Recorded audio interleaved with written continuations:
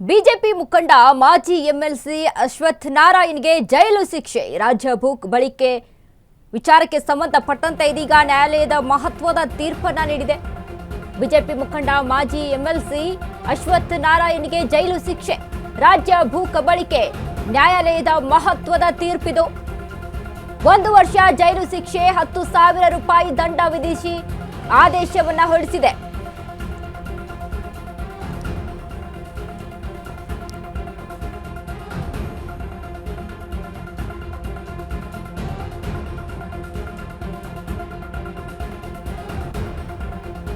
ರೈತರಿಂದ ಕ್ರಯಕ್ಕೆ ಪಡೆದ ಜಮೀನು ಭೂ ಪರಿವರ್ತನೆ ಮಾಡಿರಲಿಲ್ಲ.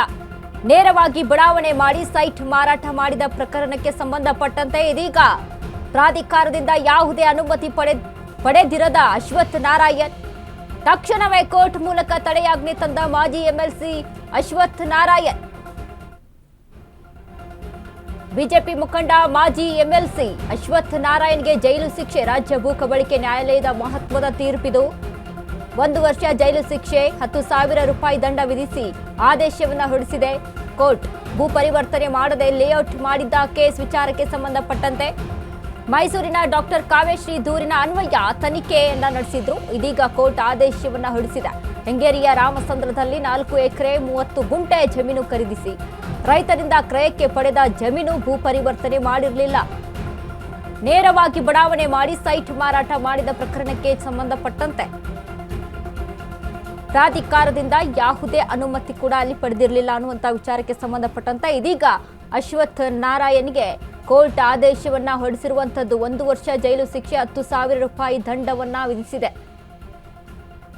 ಬಿಜೆಪಿ ಮುಖಂಡ ಮಾಜಿ ಎಂಎಲ್ಸಿ ಅಶ್ವಥ್ ನಾರಾಯಣ್ಗೆ ಇದೀಗ ಇದೊಂದು ಶಾಕ್ ಎದುರಾಗಿದೆ ಅಂತ ಹೇಳ್ಬೋದು. ಯಾಕಂದ್ರೆ 1 ವರ್ಷ ಜೈಲು ಶಿಕ್ಷೆ, 10,000 ರೂಪಾಯಿ ದಂಡವನ್ನ ವಿಧಿಸಿ ಕೋರ್ಟ್ ಆದೇಶವನ್ನ ಹೊರಡಿಸಿದೆ. ಕೆಂಗೇರಿಯ ರಾಮಸಂದ್ರದಲ್ಲಿ 4 ಎಕರೆ 30 ಗುಂಟೆ ಜಮೀನು ಖರೀದಿ ಮಾಡಿದ್ರು.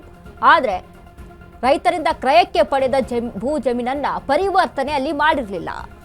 ನೇರವಾಗಿ ಬಡಾವಣೆ ಮಾಡಿ ಸೈಟ್ ಮಾರಾಟವನ್ನ ಮಾಡ್ತಿದ್ದಂತ ಪ್ರಕರಣಕ್ಕೆ ಸಂಬಂಧಪಟ್ಟಂತೆ ಪ್ರಾಧಿಕಾರದಿಂದ ಯಾವುದೇ ಅನುಮತಿಯನ್ನ ಪಡೆದಿರಲಿಲ್ಲ ಈ ಅಶ್ವಥ್ ನಾರಾಯಣ್. ಸೊ ಹೀಗಾಗಿ ಅಲ್ಲಿ ಒಂದಿಷ್ಟು ಕಾನೂನು ಉಲ್ಲಂಘನೆ ಆಗಿದೆ. ತಕ್ಷಣವೇ ಕೋರ್ಟ್ ಮೂಲಕ ತಡೆಯಾಜ್ಞೆಯನ್ನು ತಂದಿದ್ದಾರೆ ಸದ್ಯಕ್ಕೆ ಎಂಎಲ್ಸಿ ಅಶ್ವಥ್ ನಾರಾಯಣ್. ಸೊ ಹೀಗಾಗಿ ಈ ವಿಚಾರಕ್ಕೆ ಸಂಬಂಧಪಟ್ಟಂತೆ ಕಂಪ್ಲೇಂಟ್ ಕೂಡ ದಾಖಲಾಗಿರುತ್ತೆ. ಕಂಪ್ಲೇಂಟ್ ಆದಂಥ ಸಂದರ್ಭದಲ್ಲಿ ಈ ವಿಚಾರಕ್ಕೆ ಇದೀಗ ಕೋರ್ಟ್ ಈ ಆದೇಶವನ್ನ ಹೊರಡಿಸಿದೆ. ಈ ಬಗ್ಗೆ ಹೆಚ್ಚಿನ ಮಾಹಿತಿಯನ್ನ ಕೊಡ್ತಾರೆ ನಮ್ಮ ಪ್ರತಿನಿಧಿ ಅರುಣ್. ಅರುಣ್, ಇದೀಗ ಬಿಜೆಪಿ ಮುಖಂಡರಾದಂತಹ ಮಾಜಿ ಎಂಎಲ್ಸಿ ಅಶ್ವಥ್ ನಾರಾಯಣ್ಗೆ ಕೋರ್ಟ್ ಇದೀಗ 1 ವರ್ಷ ಜೈಲು ಶಿಕ್ಷೆ ಮತ್ತು 10,000 ರೂಪಾಯಿ ದಂಡವನ್ನ ವಿಧಿಸಿರುವಂತದ್ದು. ಏನೆಲ್ಲ ಅಪ್ಡೇಟ್ಸ್ ಇದೆ ಅರುಣ್ ಈ ಬಗ್ಗೆ?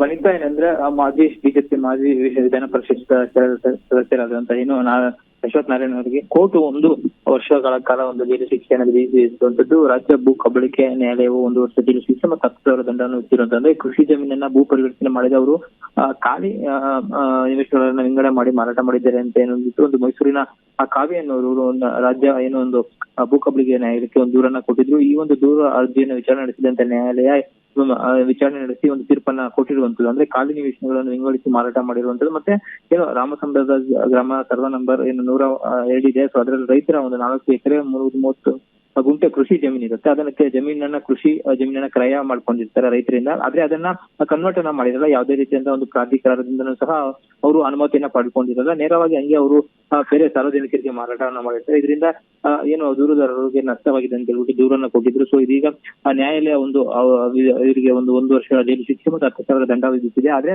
ಇದರ ಒಂದು ಆದೇಶ ಬರ್ತಾ ಇದ್ದಂಗೆ ಮಾಜಿ ವಿಧಾನ ಪರಿಷತ್ ಸದಸ್ಯ ಅಶ್ವಥ್ ನಾರಾಯಣ್ ಅವರು ಇದನ್ನ ಅಲ್ಲೇ ಕೋರ್ಟ್ ನಲ್ಲೇ ಇದರಿಂದ ತಡೆಯಾಜ್ಞೆ ಸಹ ಈ ಒಂದು ಪ್ರಕರಣಕ್ಕೆ ತಡೆಯಾಜ್ಞೆ ಕೊಡಬೇಕು ಅಂತ ಹೇಳ್ಬಿಟ್ಟು ಕೋರ್ಟ್ಗೆ ಮನವರಿಕೆ ಮಾಡಿರುವಂತದ್ದು. ಕೋರ್ಟ್ ಸಹ ಇದನ್ನ ತಡೆಯಾಜ್ಞೆ ಕೊಟ್ಟಿರುವಂತದ್ದು. ಯಾಕಂದ್ರೆ 3 ವರ್ಷದ ಒಳಗೆ ಇರುವಂತಹ ಪ್ರಕರಣಗಳು ಏನಿರುತ್ತೆ ಆ ಒಂದು ಪ್ರಕರಣಗಳಲ್ಲಿ ಯಾವುದೇ ಶಿಕ್ಷೆ ಆದ್ರೂ ಸಹ ಅದಕ್ಕೆ ಇಮಿಡಿಯೇಟ್ಲಿ ಕೋರ್ಟ್ಗೆ ಯಾರಾದ್ರೂ ದೂರುದಾರರು ಮತ್ತೆ ಯಾರು ಬಾಧಿತರಿರ್ತಾರೆ ಸೊ ಅವ್ರ ಅರ್ಜಿಯನ್ನು ಹಾಕಿದ್ರೆ ಕೋರ್ಟ್ ಸಹ ಅದನ್ನು ಸ್ಟೇ ಕೊಡುವಂತ ಕೆಲಸವನ್ನ ಮಾಡುವಂತದ್ದು. ಅದೇ ರೀತಿ ಇಲ್ಲೂ ಸಹ ಆಗಿರುವಂತದ್ದು. ವನಿತಾ, ಥ್ಯಾಂಕ್ ಯು ಅರುಣ್ ನಿಮ್ಮೆಲ್ಲ ಮಾಹಿತಿಗೆ.